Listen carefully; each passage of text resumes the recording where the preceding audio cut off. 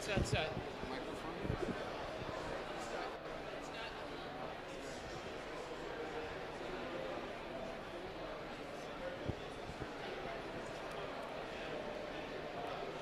One. Okay. Good afternoon. Good afternoon, ladies and gentlemen. We welcome you today for the launch of the UNDP-SIDS data platform.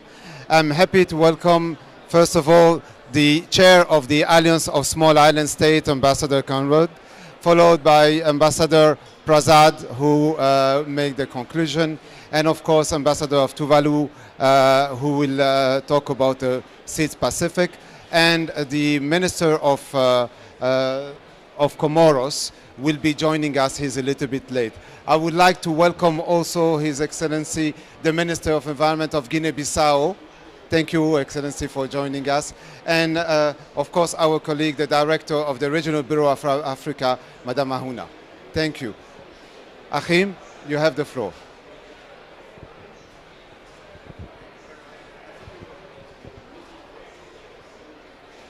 I was going to say that's always a dangerous invitation. You have the floor and then the microphone works as well.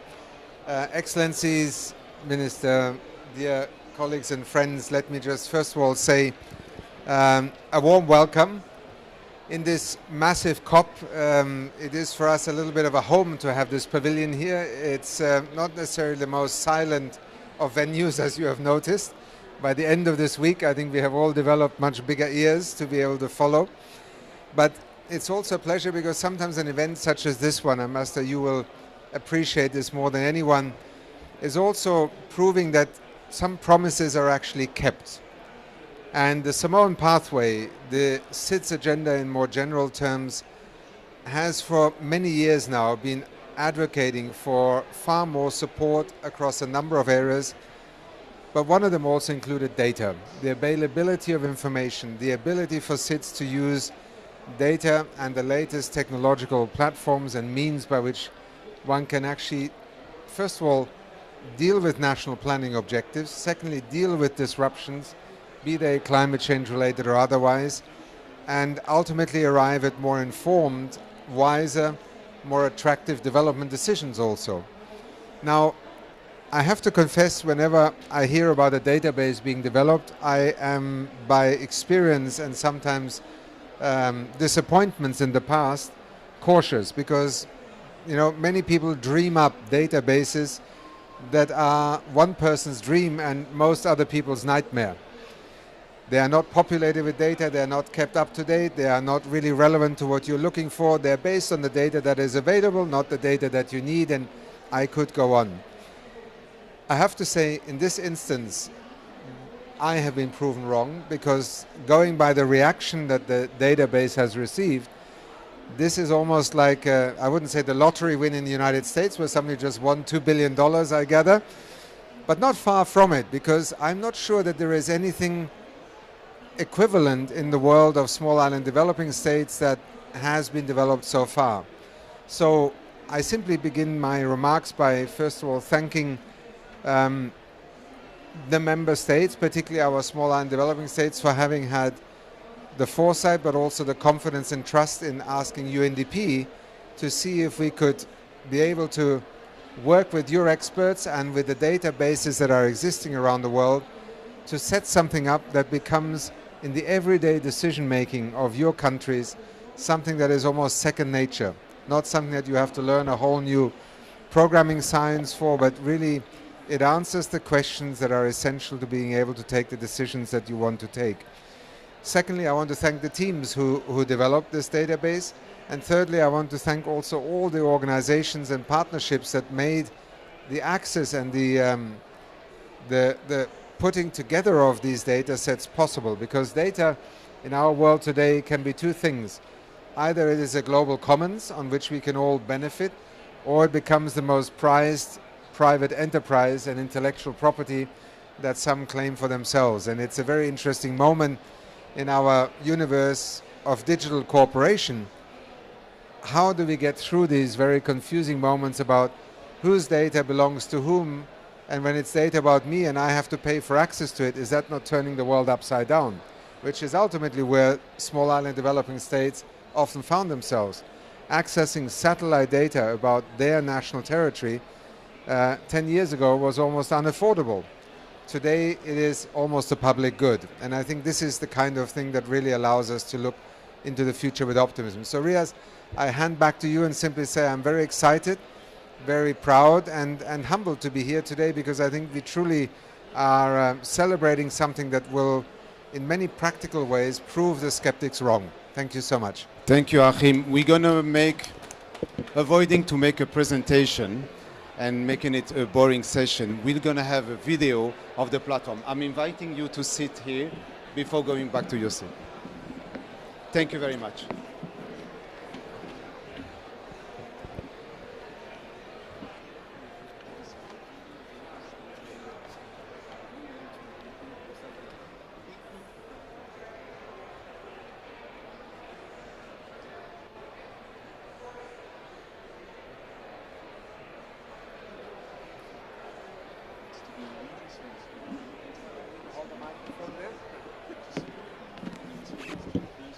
Samoa Pathway, and the 2030 Agenda.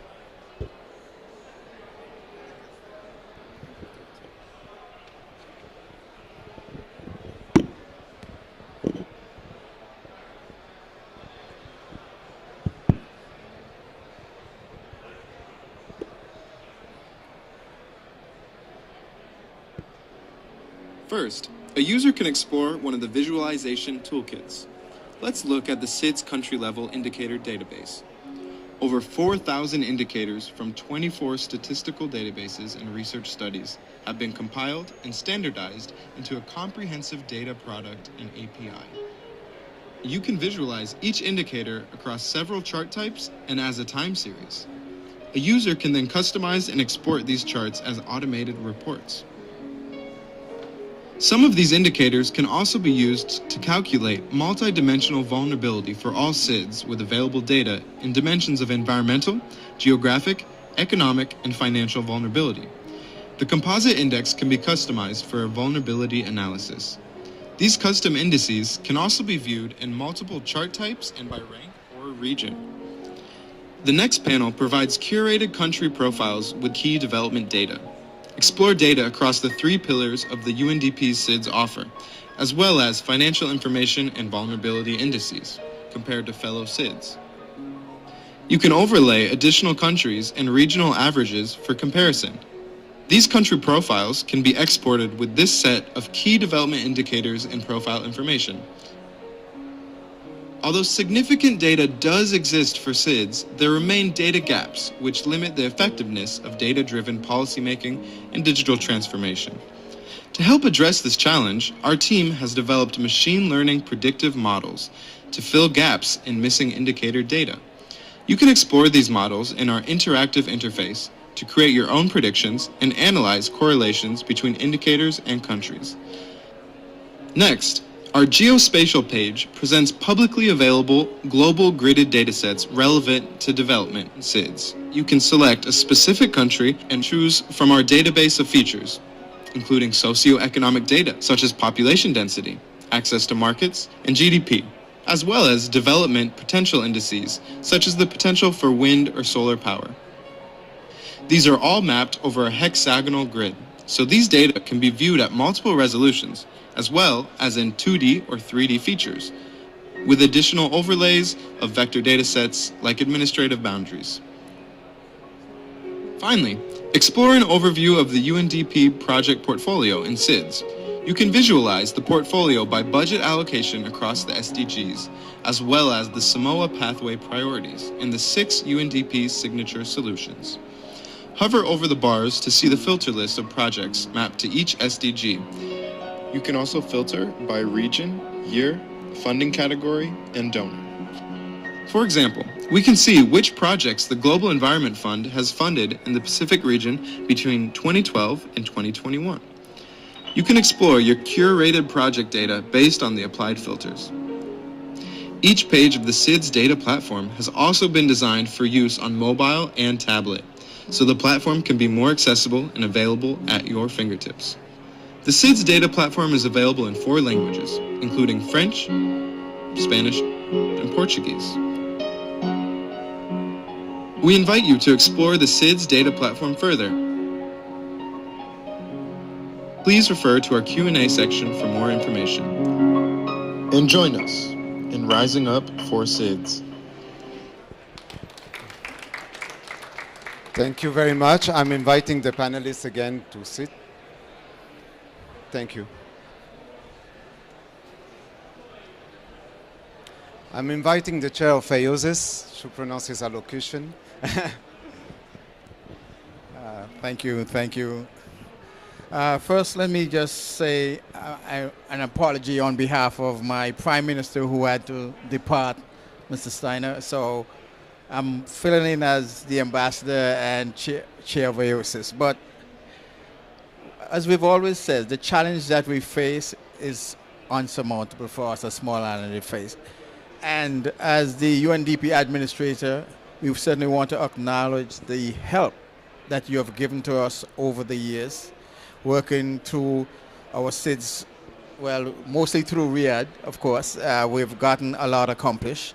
And we certainly want to acknowledge the launch of this data platform, if I can call it so. But I just want to add a couple of things to emphasize from our prepared statement that I have in front of me, to acknowledge that we have embarked for some time on a number of initiatives.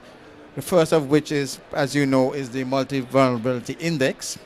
We've also been spearheaded the issue of the establishment of the loss and damage in the climate sphere, and also improving aid effectiveness, which we've been working on.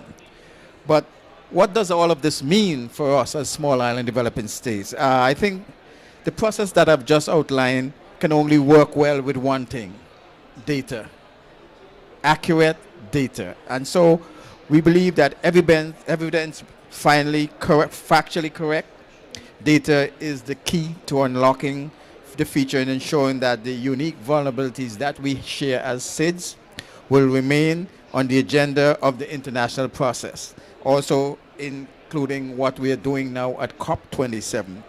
So for over 30 years, we have spoken about the issue of having data and having good data, and finally, the call has been answered by you, UNDP, and we certainly want to thank you, because I think this will certainly go a long way in us achieving our goals. You do recall we had what was called the Wadadli platform in Antigua a few months ago. Coming out of that meeting was a clear call for accurate data. And I'm really pleased now to see that it has come to fruition here at COP with the launch. Of course, we expect to try to capitalize on that access. As you've rightly said, there's always a problem with who owns the data. And for many of us as small and developing states, many times we have data, we share it, and it's not given back to us. And it's being utilized by others. So we have to be careful and protect our data, because it's key for us. Others may use it for their own means and not be at some advantage for us. So we have to be careful. But just to end and say, thank you, Mr. Administrator. We certainly appreciate what you've done, and we certainly appreciate what UNDP has done on a whole for small island developing states to ensure that we can be a more sustainable, more efficient in our projects, and having more factual information that we are not questioned, as is the case most times. So again, thank you, Mr. Administrator. Thank you. Thank you, Mr. Chair of AOSIS. I'm inviting now Ambassador of Tuvalu, and the new initiative launched by the Prime Minister of Tuvalu and the President of Marshall Island and Kiribati on Rising Nation Initiative. Could you please talk about what is your views about Rising Nation Initiative, Digital Island? Well, thank you very much, Riyadh, and let me also acknowledge the presence of the Administrator, Arkan, and thank UNDP for this data platform. The RNI was, as you correctly mentioned, was launched in September by our Prime Minister and the President of Marshall Islands. What it is an initiative to protect our statehood and our sovereignty. should we fail adaptations. And at least we have a backup solution. And we always think of RNI as part of our adaptation effort. It has 3 pillars. The first pillar is adaptation, of course. We don't want to see ourselves engaged in RNI as showing that we are losing hope in physical adaptations. So the RNI has a adaptation component, and the other component, one of the very large component, is the heritage project. So what that is we're looking at developing a digital nation for Tuvalu.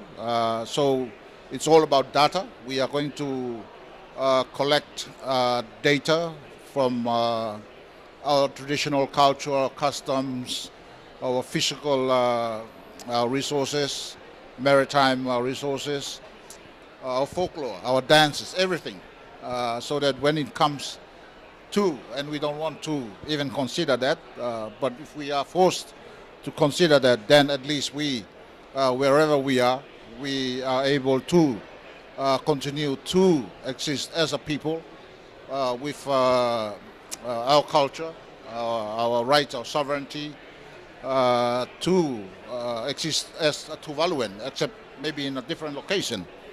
But like I said before, RNI data is now very important, and I think we had a couple of meetings in the UN with UNDP where we talk about these data requirements and effort, so that perhaps something that we can add to the platform, or how the platform or the expertise of the UNDP can assist our digital nations data capacity and securing those information in a platform. So that is what the RNI is, and certainly data will be central to how we can move that the heritage project forward. Thank you very much. And since you presented the RNI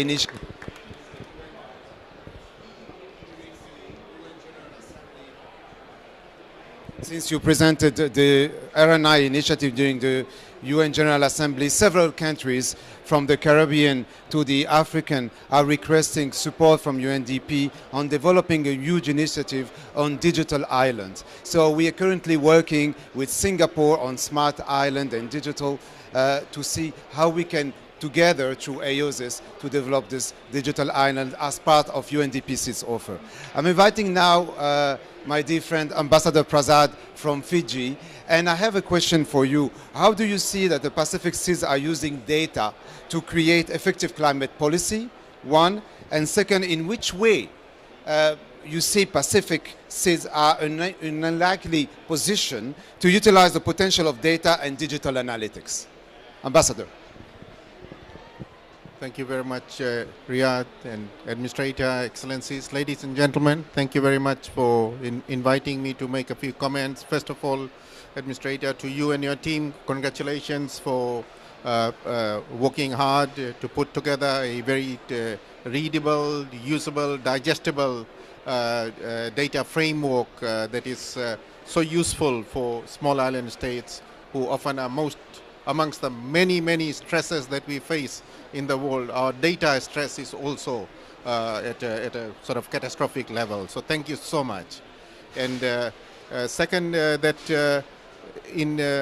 Riyadh, I'll come to your question for non-SIDS family. The SIDS family is preparing for 2024 review of the Samoa pathway, and we want to have a stock take on where we are. And this data set will be crucial in helping us think about where we are collectively at the end of the Samoa pathway, and also think about what are the next steps ahead. So it's we really look forward to making great use of it. But in terms of practically how we should be using this, one, I'll make 2 points. One about diplomacy, because we are at COP27, and you saw just a glimpse of that. Collectively, the 50 countries in which you are working in small island states are stewards of something like 30% of world's EEZ. This 30% of world's ocean that we are collective custodians of which you have a sense of its dimensions and how they are interconnected, etc., is one of the best climate fighting tools we have available at COP27 that the world has. The ocean gives us every second breath, and I think collectively the SIDS part of the ocean gives every third breath that we take.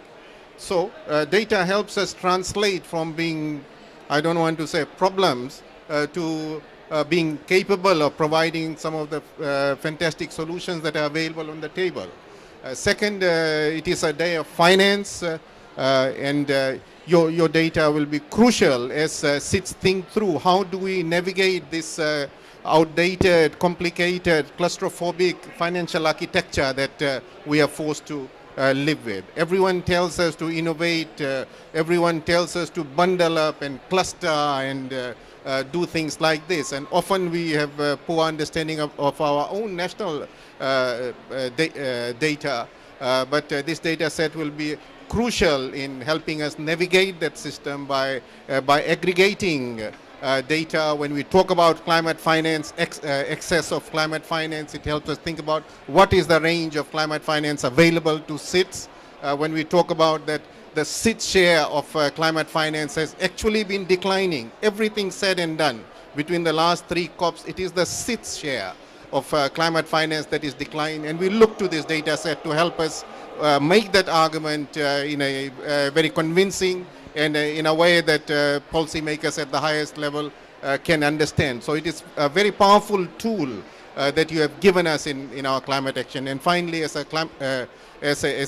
a instrument for helping us think about our climate actions and the range and scale and scope of climate action, without doubt that for SIDS data and how intelligently we are able to make use of data that is provided to us with the trusted providers of data, which is you, the UNDP, that we are able to use that to think about our adaptation.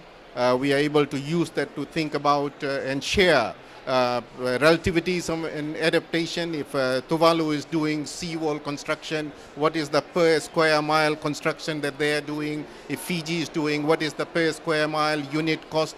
If they are doing it much cheaper, is there some trick to the trade?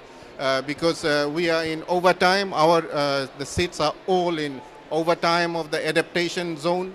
The worst polluting countries have really shrunk the time we have for adaptation. You have countries who are actively now exploring migrating to a total digital platform, which you have heard. We are possibly need to begin to think about what digital nations begin to think and look like, and that is not a far-fetched reality. There will be some nations on the pathway that we are today.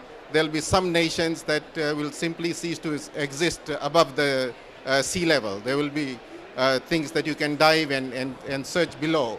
How do you construct and maintain the sovereignty and identity of these type of states? These are important questions for the international system, and we can't be doing it 50 years from now. We need to prepare. So I know UNDP is absolutely in the right zone in thinking about this. So thank you very much, and practically we look forward to making fantastic use of this data in our lead up to 2024, and congratulations for your Rising Up for SIDS initiative. Thank you very much, Ambassador Prasad. It is through this data platform we were able to collect 4,000 indicators for all the SIDS. You are able to compare all of them. We have analyzed 80 studies research paper for GIS. It's the first GIS data platform for the SIDS. And the third element, which is very important, we wanted you to have access to the latest technologies in terms of machine learning and AI in order to be able to do some predictability, so automated reporting. The platform is available for you in 4 languages, and now we'll be starting next month all the training in each country in the 4 languages. The whole material is ready. That will be online trainings and in-person trainings in each country office, and in each for the government counterpart, the civil society and the private sector. Thank you very much for all of you for your participation. Achim, if you want to say one last word. Got it, thank you. Riyad, just to thank you also and thank all those invisible people who went through all these reports, got the 4,000 indicators together. This is as much a UNDP product as it is a labor of love by many people. So in the spirit in which you have spoken to it today, and I have to say we even tried to make you feel a little bit more at home rather in the desert, Minister. Thank you for having made something come true that many thought wasn't doable. So from here on onwards, let's make use of it. Let's make it known also to people across the world, because many will hopefully find this also a way of learning more about SIDS. Thank you very much. Thank you all. Thank you.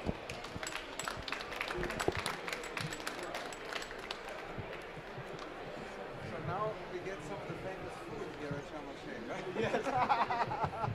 Thank you very much. Thank you so much. I'm sure he's doing important work, so we appreciate it. But please tell him about what you're doing. Thank you. Thank you very much. See you soon. Hello. In the context of our work also.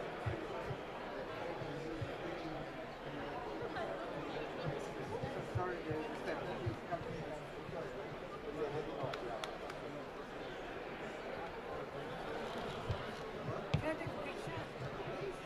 Tell me, where are you from? With the mountains. I was linking SIDS and with things,